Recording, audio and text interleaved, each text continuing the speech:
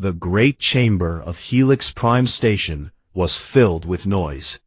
Representatives from 47 species sat in their assigned seats, talking and arguing as they always did. The ceiling rose so high that clouds actually formed near the top, and the walls were covered with flags and symbols from every corner of the galaxy. Ambassador Park Yuna walked into the chamber with her head held high. She wore the dark blue uniform of the Terran Diplomatic Corps, and her black hair was pulled back in a neat style. Behind her walked 3 assistants carrying documents and data tablets. They had prepared for months for this meeting. Earth wanted to propose new trade routes and stronger defense agreements with their allies. Yuna took her seat in the human section, which was small and placed near the back of the chamber. Humans had only been part of galactic society for 80 years, still considered children playing at being adults. The session began with small matters, trade disputes between minor species, border disagreements. Yuna waited patiently for her turn to speak. She had practiced her presentation many times. The data was solid. The proposals were fair. She believed the other species would see the benefit. But she never got the chance to present. High Speaker Dorvan of the Veloxi Dominion rose from his seat. The Veloxi were tall beings with gray skin and 4 arms. They considered themselves the most advanced species in the galaxy.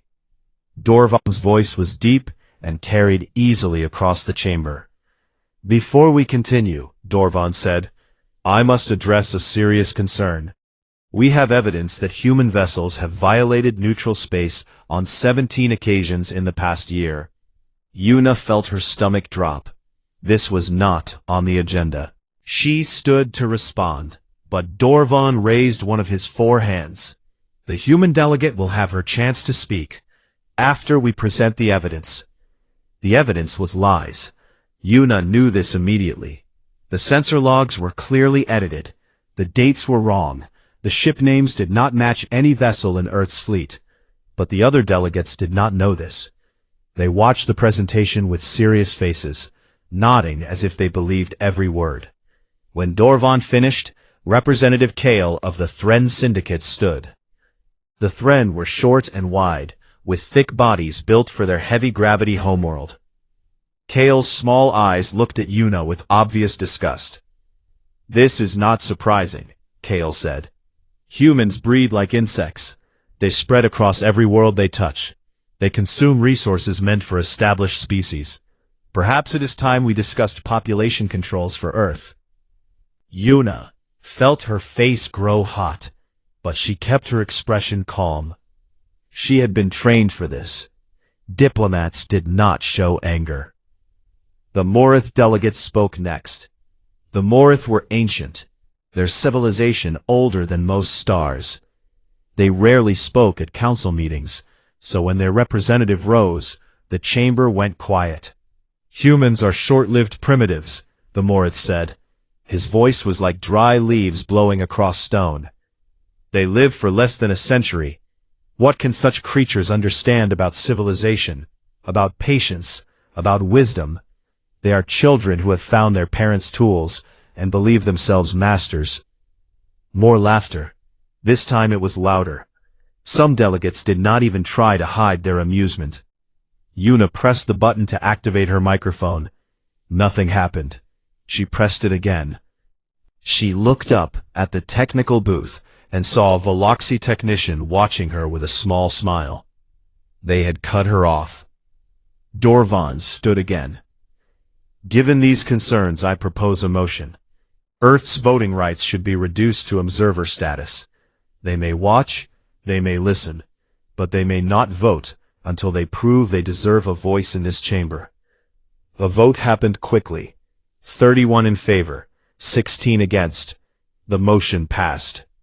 Yuna sat very still. Around her, delegates talked and laughed. Some looked at her with pity. Most did not look at her at all. To them, she was already invisible. Earth was already nothing. She gathered her documents slowly. Her assistants looked at her with worried eyes. but she shook her head slightly. Not here. Not now. They would not give these creatures the satisfaction of seeing human tears. She stood and looked around the chamber, one final time. Her eyes found Dorvan, who was accepting congratulations from other Veloxi delegates. He noticed her gaze and smiled. It was the smile of someone who had won completely and knew it. Yuna walked to the central podium. The chamber grew quiet. Perhaps they expected her to beg. Perhaps they expected her to protest. Perhaps they expected tears after all. Earth will remember this day, she said. That was all. 5 words. Then she turned and walked out of the chamber. Her assistants followed. The doors closed behind them with a soft sound. In the corridor, her assistant Kang Minho finally spoke. Ambassador, what do we do now? Yuna kept walking. Her heels clicked against the metal floor. We go home, and we tell them what happened here. Will they send another delegation? Try to negotiate? Yuna stopped. She looked at Minho with eyes that had gone cold and hard. I do not think they will. 12 light-years away, on Earth, Admiral Baek Ji-hoon sat in his office at Fleet Command Headquarters in Busan. He was watching the council session on a secure channel. When the vote happened, he did not move. When Ambassador Park spoke her 5 words, he nodded slowly. His phone buzzed. Defense Minister Cho Mire's name appeared on the screen. You saw? She asked when he answered. I saw. The President is calling an emergency session, tonight. Ji-hoon looked out his window at the city below. Millions of people going about their lives. They did not know yet what had happened. They did not know that everything was about to change. I will be there, he said. He ended the call and stood. On his desk was a folder marked with the highest security classification, Project Horizon. He had hoped he would never need to open it. He picked up the folder and walked out of his office. The stars were just becoming visible in the evening sky. Somewhere out there, 47 species believed they had put humanity in its place. They had no idea what they had just started. The galaxy waited for Earth to react. They expected angry messages. They expected protests and demands. They expected humans to come back to the council and beg for their rights to be restored. Instead, they received nothing. For 48 hours, human communication channels went completely silent. Trade ships that had been traveling between stars suddenly changed course and headed back to the Sol system. Human embassies on dozens of worlds closed their doors without any explanation. Diplomats packed their belongings and boarded transport vessels. They did not say goodbye. They did not explain. They simply left. On the Veloxi homeworld, intelligence officers studied their screens with growing confusion. Every human frequency was dead. Every diplomatic channel showed only static. It was as if Earth had simply vanished from the galaxy. Perhaps they are sulking, High Speaker Dorvan said when his advisors brought him the report. Let them sulk. They will return when they realize they need us more than we need them. But not everyone was so confident. The Thren Syndicate ran economic calculations and did not like the results. Human ships carried 23% of all trade goods in the outer sectors. Human medical technology was used in hospitals across 100 worlds. Human food processing methods fed billions of beings who had never even seen a human face. This is concerning, the Thren Commerce Minister told Representative Kale. We should reach out to them, offer some small gesture. No, Kale said firmly. We will not show weakness. The humans will come crawling back soon enough. On Earth, there was no crawling. There was only action. The United Terran Council met in a secure facility beneath the city of Seoul. President Han Do-yoon sat at the head of a long table. Around him were the most powerful people on Earth. Military commanders, intelligence chiefs, scientists, economic advisors. Every face was serious. Every eye was focused. "You have all seen what happened at Helix Prime," President Han said. "The question now is how we respond." Defense Minister Cho Mi-rae spoke first. "We have options, sir. Strong options. But before we discuss them, I think Dr. Kwon should explain what those options actually are." Dr. Kwon Suri stood. She was a small woman with gray hair and sharp eyes.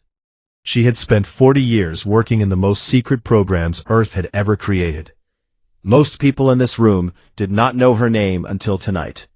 60 years ago, she began, when humanity first made contact with alien species, our leaders made a decision. We would appear eager, friendly, harmless. We would sign treaties. We would share technology. We would become part of galactic society. She pressed a button and a holographic display appeared above the table. But we also prepared for the possibility that galactic society would not accept us, that they would see us as threats, or worse, as prey. So while our diplomats smiled and our merchants traded, another group was working in secret. The display showed a web of connections, trade routes, communication networks, technology transfers, all of them linked back to Earth in ways that were not obvious. Every treaty we signed was also an intelligence operation. Every trade deal helped us map their supply chains. Every cultural exchange taught us their psychology. Every military exercise let us measure their capabilities. Admiral Baek Ji-han leaned forward. "How much do we actually know?" Dr. Kwon smiled slightly. "Everything, Admiral. We know everything." She changed the display. Now it showed technical diagrams, ships, weapons, systems that look nothing like anything in Earth's public fleet. Project Horizon has been developing technology for 6 decades. We have ships that can outrun anything in the galaxy. We have weapons that use principles most species believe are impossible. We have countermeasures for every known alien system. The room was silent. Even President Han looked surprised by the scope of what he was seeing. Millions of his people, living their lives, trusting their government to protect them. "What are our options?" he asked. Admiral Beck answered. "We can continue as before, accept the insult, return to the council, and try to rebuild our position over decades. Or," the president asked, "or we can show them what we really are." The room was quiet for a long moment. Then President Han turned back to face his advisors. "Do it," he said. Minister Cho nodded. "The order will go out tonight.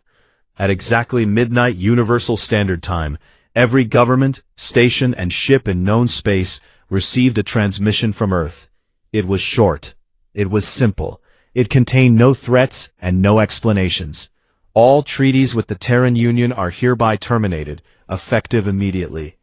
On Helix Prime Station, a Veloxy communications officer read the message 3 times before he believed it was real. He ran to wake his superior, who ran to contact the homeworld, who contacted High Speaker Dorvan in the middle of the night. "What does this mean?" Dorvan demanded. No one could answer him.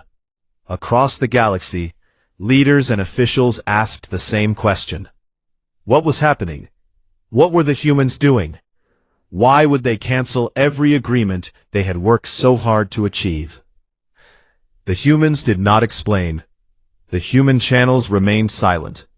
The human ships continued moving toward Earth, and the galaxy, for the first time in centuries, felt something it had almost forgotten. Fear. In Seoul, Dr. Kwon Suri stood at a window, watching the sunrise. President Han joined her. "Do you think they understand yet?" he asked. "No," she said. "But they will. Soon, they will understand everything." The silence continued, and in that silence, the galaxy began to realize that it had made a terrible mistake. The Morith were the first to discover the truth. Their communication satellites had been built by a human corporation 40 years ago. The Morith had been proud of the deal they made. They paid very little for very advanced technology.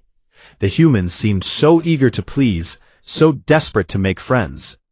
Now Morith engineers discovered something hidden in those satellites.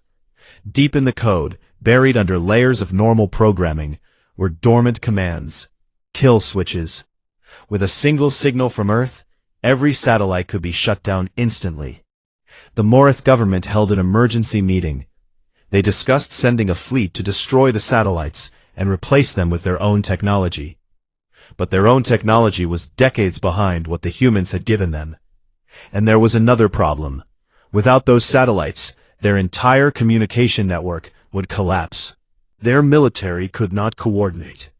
They chose to do nothing. They chose to hope the humans would never send that signal. The Thren Syndicate discovered their problem 3 days later. For 50 years, the Thren had used jump drive technology that they believed was their own creation. They were proud of their engineers. They boasted about their superior science. But when their lawyers examined the old contracts, they found something disturbing. The core technology was not Thren. It had been licensed from a small human company that no one remembered. The license was tied to a trade treaty.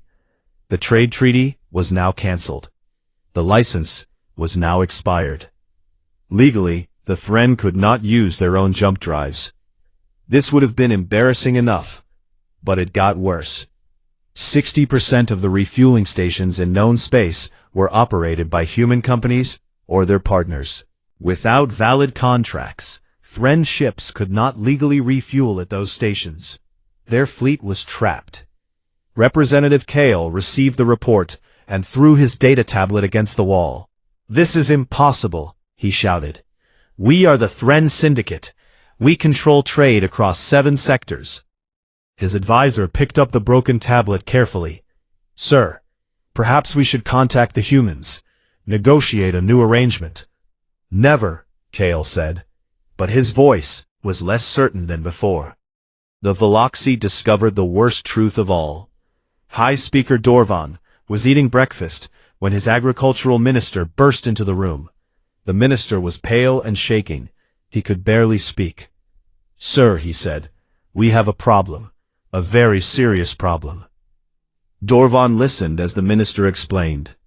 25 years ago, Veloxi scientists had worked with human researchers on a project to improve crop yields. The humans had developed a special bacteria that made soil more fertile. It worked perfectly. Crop production increased by 40%. The Veloxi had celebrated this as proof of their wise leadership. But the bacteria needed regular treatment to survive. A special compound that only one laboratory could produce. A human laboratory. Without that compound, the bacteria would die within 2 seasons. Without the bacteria, the soil would become less fertile. Crops would fail. Food production would collapse. "How much of our agricultural land uses this bacteria?" Dorvan asked quietly. The minister could not meet his eyes. "All of it, sir. Every farming world in the Dominion." Dorvan sat very still. He thought about the council session. He thought about the laughter. He thought about his confident smile when he watched Ambassador Park walk out of the chamber. "Find a solution," he said. "Find it now." "Sir, our scientists have been trying for years to reproduce the compound. They cannot. The humans guard their secrets very well." Dorvan finally understood. The humans had never been primitive. They had never been children playing with tools they did not understand. They had been playing a game so long and so careful that no one had even realized it was happening. Commander No-Taysun led the 3rd Fleet Carrier Group to the edge of Veloxi space. His flagship, the Dahan, was officially listed as a standard patrol vessel. It was not. The fleet did not cross into Veloxi territory. They simply held position, running exercises, testing their systems. Veloxi scouts watched from a safe distance. What they saw made them send urgent messages to their commanders. The human ships were wrong. They were too fast. Their weapon signatures did not match any known technology. Their defensive screens were stronger than anything the Veloxi had ever seen. And their movements were coordinated with impossible precision, as if every ship shared a single mind.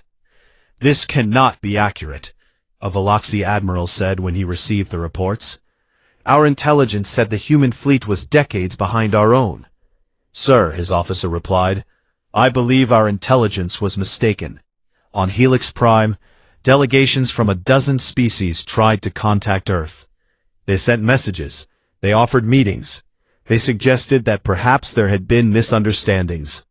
Perhaps things could be discussed calmly. Earth did not respond. In her office on the station, Ambassador Park Yuna finally received new orders from home. She read them twice, then smiled for the first time in weeks. Her assistant Minho entered the room. Ambassador, the Thren representative is asking for a meeting. Again. Tell him I will see him tomorrow, Yuna said. What should I tell him about the agenda? Yuna looked out her window at the stars. Somewhere out there, the galaxy was learning what humanity really was. Not victims, not children, not primitives. Tell him there is no agenda, she said. Tell him he will listen to what I have to say, and then he will decide how much his people are willing to pay for the privilege of continuing to do business with Earth. The silence was ending, but what came next would be even harder for the galaxy to accept. The Veloxi had asked if humans understood patience. They were about to learn the answer. Humans understood patience very well indeed. Captain Shin Hyemi stood on the bridge of the Dauntless and watched the Veloxi battle group approach. There were 12 ships in total. Heavy cruisers, destroyers, one command vessel. It was an impressive force by galactic standards. Hyemi was not impressed. Captain, her tactical officer reported, they are demanding we move aside. They claim this shipping lane is open to all traffic. It was open, Hyemi said calmly. When we had treaties. We do not have treaties anymore. She sat in her command chair and studied the approaching ships. The Veloxi commander was named Gorath. She had read his file. He was arrogant and aggressive, promoted more for his political connections than his skill. He had never faced a serious opponent. Today, he would face one. Open a channel, she ordered. The screen flickered, and Gorath's gray face appeared. He had the look of someone who expected to be obeyed without question. Human vessel, he said, you are blocking a legal trade route. Move aside immediately, or face consequences. Hyemi did not change her expression. This lane is closed to Veloxi traffic. Turn your ships around. Gorath laughed. You have one patrol vessel. I have 12 warships. Do you think I'm afraid of you? I think you should be. She nodded to her tactical officer, who pressed a single button. Throughout the Veloxi formation, alarms began screaming. Targeting systems showed that the human ship had weapons locks on every vessel, not just the command ship. Every ship, simultaneously. Gorath's smile disappeared. This is impossible. One ship cannot target 12 vessels at once. And yet, Hyemi said, here we are. You have 2 minutes to reverse course. The Veloxi commander turned to speak with his officers. On the Dauntless Bridge, the crew watched silently. They had trained for this moment for years. They knew what their ship could do. The Veloxi did not. 90 seconds passed. Then the Veloxi formation began to turn. Slowly, one by one, the warships reversed course and moved away from the shipping lane. Gorath's face appeared on the screen one final time. This is not over, he said. No, Hyemi agreed. It is not. But the next time you send ships here, Commander, make sure you send enough of them.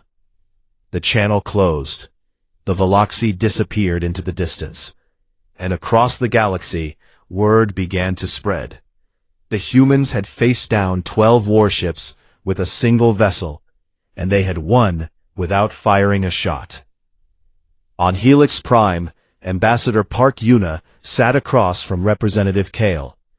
The Thren looked smaller than he had at the council session. His confidence was gone. His arrogance had faded. We would like to discuss terms, he said carefully. Yuna nodded. I am listening. Our ships need to refuel. Our trade needs to continue. We are willing to sign a new treaty. On what terms? Kale pulled out a data tablet.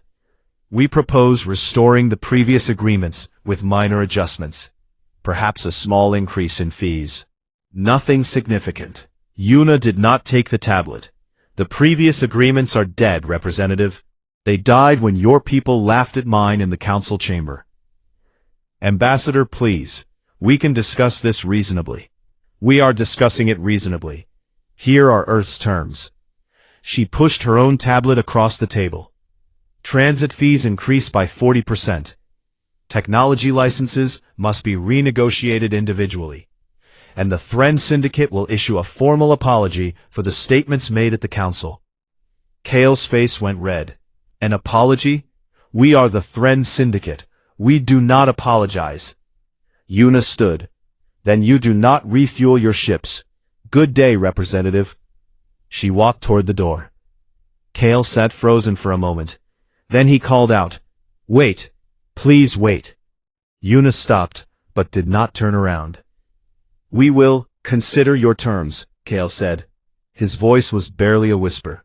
"You have 1 week." Then she left. In her office later that day, her assistant Minho brought her a drink and a report. The Thren were not the only ones seeking deals. 17 species had requested meetings. All of them were willing to negotiate on Earth's terms. "The Morith have asked about their satellites," Minho said. "What did you tell them?" "That the satellites will continue to function as long as they pay the new maintenance fees, and as long as they remember who controls the systems." Yuna nodded. It was a harsh message, but it was necessary. The galaxy needed to understand that the old days were gone. Earth was not asking for permission anymore. Earth was setting the terms. Representative Lim Ji-woo arrived from Earth to handle the economic negotiations. She was young but sharp, trained in the finest universities, and hardened by years of experience in difficult negotiations. Within 2 weeks, she had signed new agreements with 8 species. Each agreement was different. Each was designed to give Earth maximum advantage, while leaving the other side just enough benefit to accept. It was careful work, precise work, and it was working. The Thren signed first. Their apology was broadcast across the galaxy. Representative Kale read the words himself, his face burning with shame. But he read them, because the alternative was watching his people's trade empire collapse. One by one, other species followed. The Morith quietly paid their new fees. A dozen smaller species rushed to sign agreements before Earth's terms got even worse. Only the Veloxi held out. High Speaker Dorvan refused to negotiate. He refused to apologize. He refused to admit that his people had made a mistake. But every day, his agricultural ministers brought him worse news. The soil treatments were running out. The crops were beginning to fail. Hungry Veloxi were asking questions that their government could not answer. Dorvan sat alone in his office late one night, staring at a message on his screen. It was from Ambassador Park. Short and simple. "We can still discuss terms, but only if you are ready to listen." He deleted the message without replying. But he did not sleep that night. And in the morning, he asked his secretary to contact Helix Prime. The reckoning had come, and the galaxy was learning that some lessons could only be taught through pain. 6 months had passed since the day Earth went silent. The galaxy had changed more in those 6 months than in the previous century. Old powers had fallen, new agreements had been written, and the Galactic Assembly was meeting again on Helix Prime Station. The chamber looked different now. The Veloxi delegation sat in a smaller section than before. Their voices were quieter. Their confidence was gone. Many species had requested seats closer to the human section, which had been moved to a more prominent position. High Speaker Dorvan was no longer High Speaker. He had resigned 3 weeks ago, broken by the failure of his crops and the anger of his people.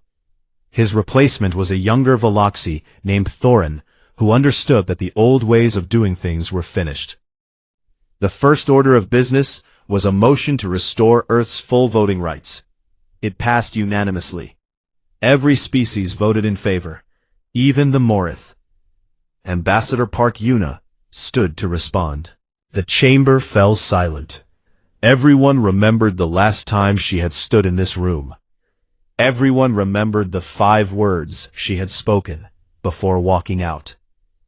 Earth thanks the Assembly for this vote, she said, but we must decline. Shocked whispers filled the chamber. Thoron leaned forward in confusion. Ambassador, we do not understand. We are offering you everything you lost, everything you asked for. Yuna's expression remained calm. We did not ask for votes, High Speaker. We never asked for votes. We asked for respect. Votes are just symbols. Respect is shown through action. She looked around the chamber slowly. When Earth is confident that this assembly respects our people, our values, and our dignity, we will rejoin as full members. Until then, we will continue as observers. We will watch, we will listen, and we will remember. She sat down. No one knew how to respond. The motion was officially passed, but officially declined. Earth had won, and then walked away from the prize. That evening, President Han Doyun gave a speech that was broadcast across known space. He stood in a simple room in Seoul, with the flag of the Terran Union behind him. My fellow humans, he began, and to all beings watching throughout the galaxy. 6 months ago, we were told that we were children, primitives, creatures who did not deserve a voice. Today, I want to explain why they were wrong. He spoke about human history, the wars and the struggles, the times when humanity had nearly destroyed itself, and the times when it had risen from the ashes. He spoke about patience and planning, about the quiet strength that comes from knowing your own worth even when others do not see it. We came to the stars hoping for partnership, he said. We found contempt instead, so we adapted as humans have always adapted. We prepared as humans have always prepared. And when the time came, we acted. He paused and looked directly at the camera. We are not conquerors. We have no interest in ruling over other species. We do not want war. We do not want revenge. We want only one thing. We want to be treated as equals, not because we are given that status, because we have earned it, because we have proven that we deserve it. To the species who laughed at our ambassador, I say this. We forgive you, but we will not forget, and we will never again accept a seat at any table where our dignity is considered something to bargain with. The speech ended. Across the galaxy, billions of beings sat in silence. Many of them were seeing humans differently for the first time. On Earth, Admiral Baek Ji-hoon retired from active duty. He was tired. The years of secret preparation had worn him down. But before he left, he gave one final lecture at the Fleet Academy in Busan. Young cadets sat in perfect rows, watching the old admiral with respect. He stood at the front of the room without notes. I am going to teach you the most important lesson you will ever learn, he said. It is called the long game. He explained how humans had spent 60 years preparing for a moment that might never come. How they had hidden their strength while appearing weak. How they had gathered knowledge while seeming ignorant. How they had built power while asking for permission. The galaxy believed they understood us, Ji-hoon said. They thought we were simple creatures, easy to control, easy to dismiss. That was their mistake. They saw what we wanted them to see, nothing more. He looked at the young faces before him. You may never need to use what we built. You may live your entire careers in peace. I hope you do. But if the day comes when someone threatens your home, your family, your people, you will know what to do. Because we were ready. Because we played the long game. He saluted the cadets and walked out of the hall. He did not look back. Dr. Kwan Suri received the Global Science Medal for her work on Project Horizon. At the ceremony, she gave a short speech that made many people nervous. The technologies we revealed represent about 30% of what Project Horizon actually developed, she said. The rest remains secret, just in case anyone needs another reminder of what we are capable of. She smiled slightly. It was not a warm smile. Captain Shinhyami was promoted to Admiral. She took command of the Home Fleet, responsible for defending Earth itself. Commander No Tae-sun was given something even more important. He would lead humanity's first mission beyond the known galaxy. Representative Lim Ji-woo became the new ambassador to the Galactic Council. She was younger than Park Yuna, but she had the same steel in her eyes, the same patience, the same memory. As for former High Speaker Dorvan, he requested a private meeting with Ambassador Park before leaving Helix Prime forever. She agreed to see him. What passed between them was never recorded. But when Dorvan emerged from her office, he looked pale and old. He announced his retirement the same day. He never appeared in public again. The galaxy had learned a lesson. Humanity smiled and cooperated and built and traded. But humanity also remembered, and humanity, when pushed back harder than anyone had imagined possible. In the council chamber on Helix Prime, the human section remained empty.